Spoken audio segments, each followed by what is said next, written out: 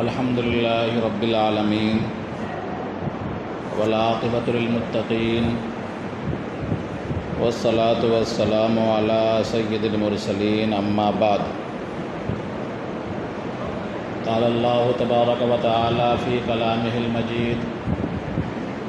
اعوذ باللہ من الشیطان الرجیم بسم اللہ الرحمن الرحیم فانکحوا ما طاب لکم من النساء مثنی وثلاث ورباع فإن خفتم ألا تعدلوا فواحدة أو ما ملكت أيمانكم صدق اللہ العظیم۔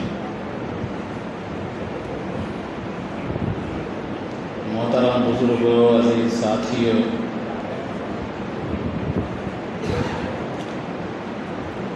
دو ہفتہ قبل آپ حضرات سے بات چیت ہوئی تھی اور ملک کے اندر جو ہنگامہ کھڑا ہے UCC یونیفارم سول کوڈ کے تعلق سے، اس پر روشنی ڈالی گئی، اس کے مضمرات کو بیان کیا گیا اور لا کمیشن نے جو سوال دیے تھے ویب سائٹ پر، اس کا جواب یعنی اپنا اعتراض داخل کرنے کی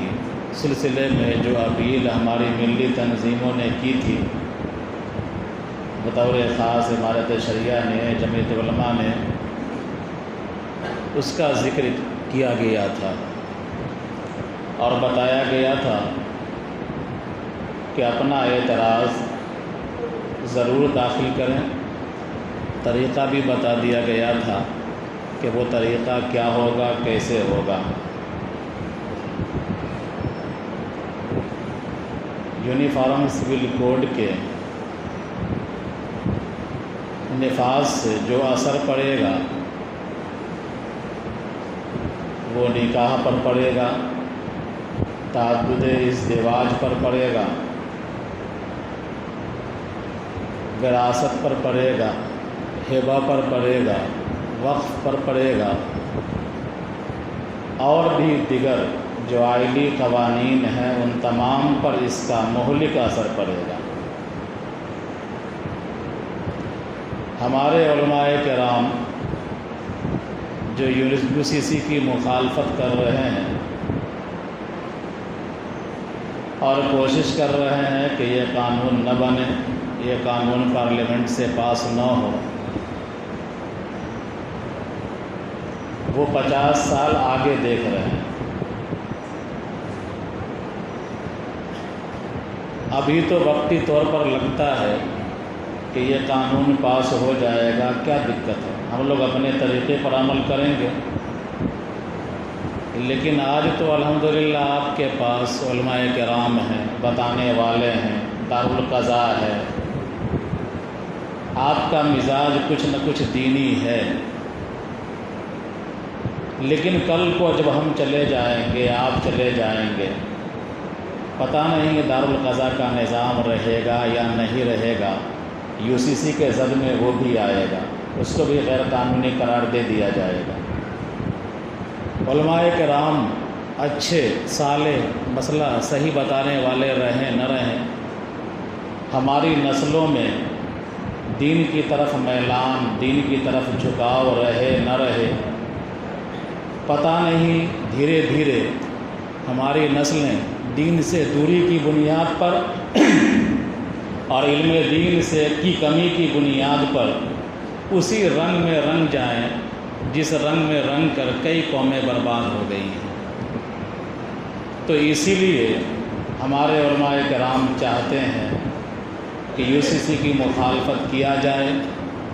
یہ قانون پارلیمنٹ سے پاس نہ ہو، تدابیر اختیار کی جائیں۔ ان تدابیر میں سے ایک تدبیر یہ بھی تھی کہ آپ کو اپنا اعتراض داخل کرنا ہے موبائل ایپ کے ذریعے سے۔ بہرحال ہم دھیرے دھیرے ان تمام مسائل پر بات کریں گے جو مسائل UCC کے زد میں آئیں گے، اور تقابل بھی کریں گے کہ دیگر ادیان میں، دیگر مذاہب میں نکاح کا طریقہ کیا ہے، دیگر مذاہب میں، دیگر ادیان میں، دیگر قوموں میں تعدد ازدواج ہے یا نہیں ہے، یا تھا یا نہیں تھا، یہ انسانی فطرت سے ہم آہنگ ہے یا فطرت کے خلاف ہے۔ پھر وراثت کا جائزہ لیں گے انشاءاللہ، ہبہ، موقوف، وقف وغیرہ پر بات کریں گے انشاءاللہ دھیرے دھیرے۔ آج مختصر گفتگو ہم کریں گے نکاح کے تعلق سے اور تعدد ازدواج کے تعلق سے، کہ اگر UCC نافذ ہو جائے گا تو پہلی زد اسی پر پڑے گی۔ آپ جانتے ہیں کہ دنیا کے پہلے انسان حضرت آدم علیہ السلام ہیں، مرد، اور دنیا کی پہلی خاتون حضرت حوا ہے۔ اللہ تبارک و تعالیٰ نے حضرت آدم کو پیدا کیا اور حضرت آدم کو مٹی کے پتلے سے بنایا، روح پھونکا، پھر اس کے بعد حضرت حوا کو حضرت آدم کی بائیں پسلی سے پیدا کیا، اور پیدا کرنے کے بعد یوں ہی دونوں کو آزاد نہیں کر دیا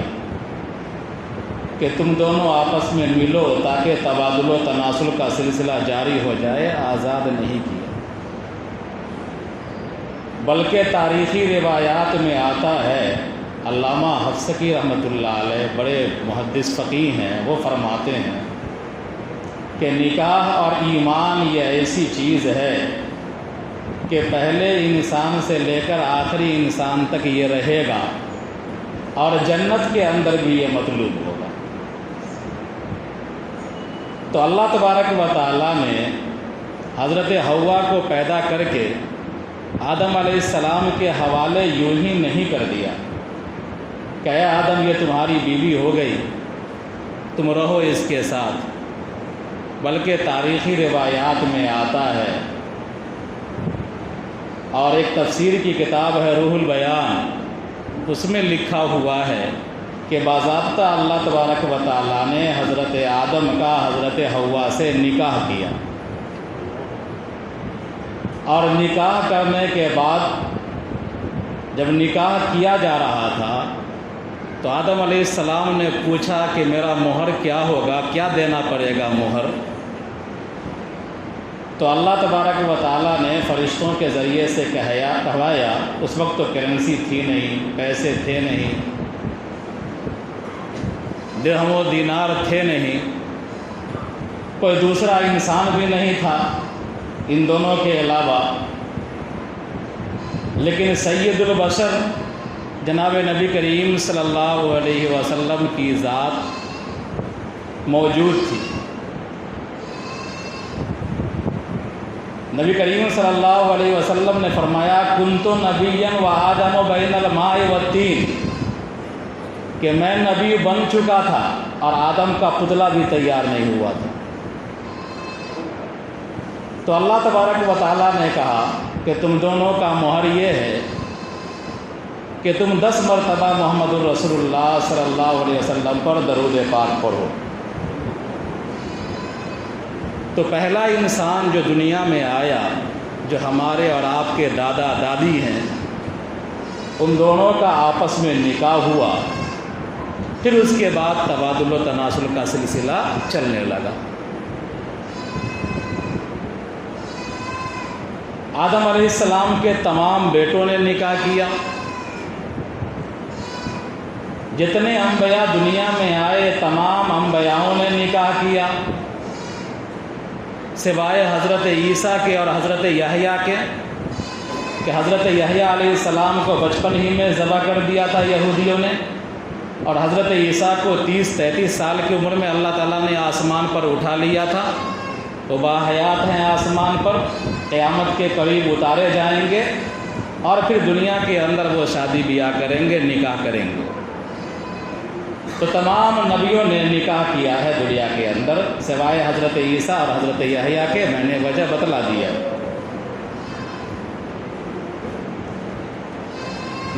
جتنے آسمانی مذاہب ہیں دنیا میں جو یہ دعویٰ کرتے ہیں کہ ہمارا رشتہ آسمان سے ہے، یعنی ہمارا مذہب وحی الہی پر مبنی ہے، ہمارے پاس آسمانی کتاب ہے، جیسے کہ یہود ہیں،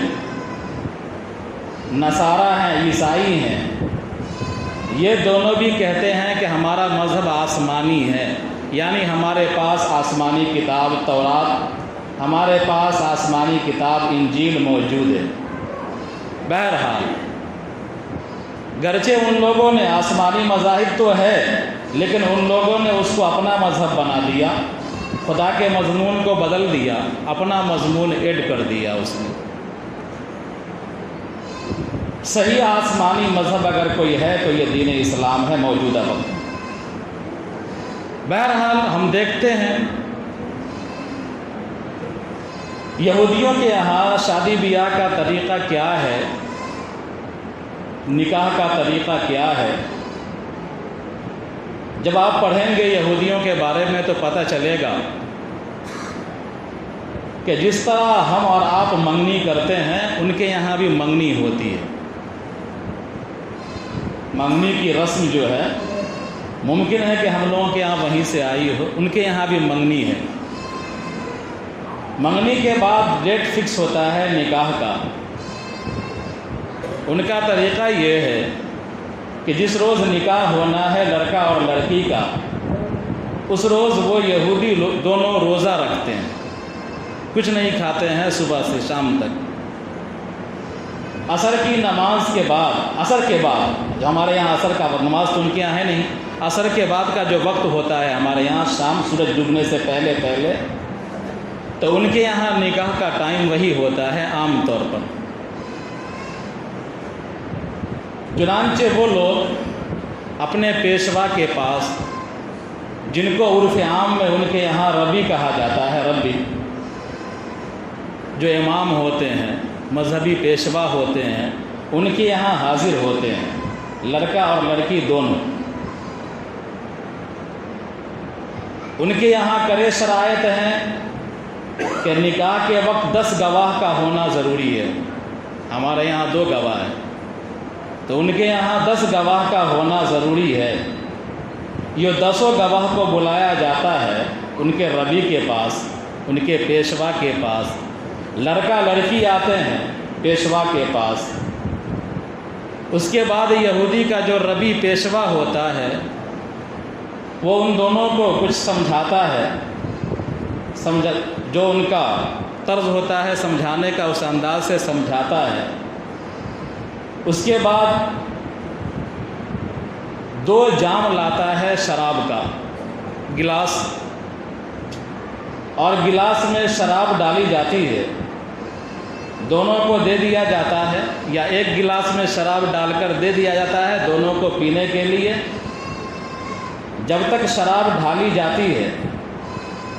اور شراب ان کے ہاتھ میں رہتا ہے، اسی درمیان میں دونوں کے درمیان جو کانٹریکٹ اور معاہدے کی بات ہوتی ہے وہ کرایا جاتا ہے۔ اس کے بعد دونوں شراب پیتے ہیں اور شراب پینے کے بعد گلاس کو توڑ دیتے ہیں، ہو گیا نکاح ان کا۔ یہ ان کے یہاں طریقہ ہے نکاح کا۔ اس کے بعد دونوں میاں بیوی ہو گئے، قانونی اور شرعی حیثیت ان کے یہاں حاصل ہو گئی دونوں۔ عیسائیوں کا طریقہ یہ ہے کہ عیسائی لوگ جو نکاح کرتے ہیں تو اسی طرح جس طرح یہودی کرتے ہیں کہ عیسائیوں کے یہاں مرد اور عورت دونوں، لڑکا اور لڑکی دونوں کلیسا میں حاضر ہو جاتے ہیں، چرچ میں۔ ان کے یہاں کڑی شرط نہیں ہے، 10 گواہ کا ہونا ان کے یہاں ضروری نہیں ہے۔ ان کے یہاں دونوں آ گئے، چرچ کا جو پیشوا ہے، جو امام ہے چرچ کا، وہ کافی ہے ان کے یہاں، اس لیے کہ وہ اپنے آپ کو خدا کا نائب سمجھتا ہے اور لوگ بھی اس کو خدا کا نائب ہی سمجھتے ہیں۔ بہرحال دونوں آ گئے، آنے کے بعد دونوں کو کھڑا کیا جاتا ہے۔ اس کے بعد جو مذہبی تعلیمات کے ان کی ہے، جو کتابیں ہیں، کچھ آیات پڑھی جاتی ہیں، کچھ سمجھایا جاتا ہے،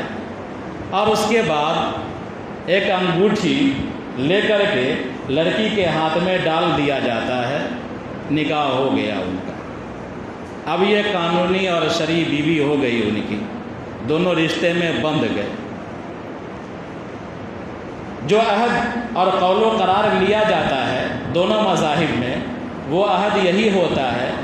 کہ ہم تم سے شادی کیا ہے، نکاح کر رہے ہیں اور ہمیشہ ہمیش کے لیے کر رہے ہیں، تمہارا ہمارا رشتہ ہمیشہ کے لیے سدا کے لیے قائم ہو گیا ہے، یہ رشتہ کبھی اٹوٹ ہے، ختم ہونے والا نہیں۔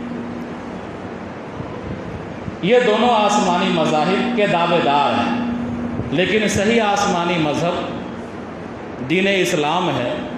اس کے طریقے سے آپ حضرات واقف ہیں اور سب لوگ اس طریقے پر نکاح کر چکے ہیں الحمدللہ۔ یہاں پیغام دیا جاتا ہے،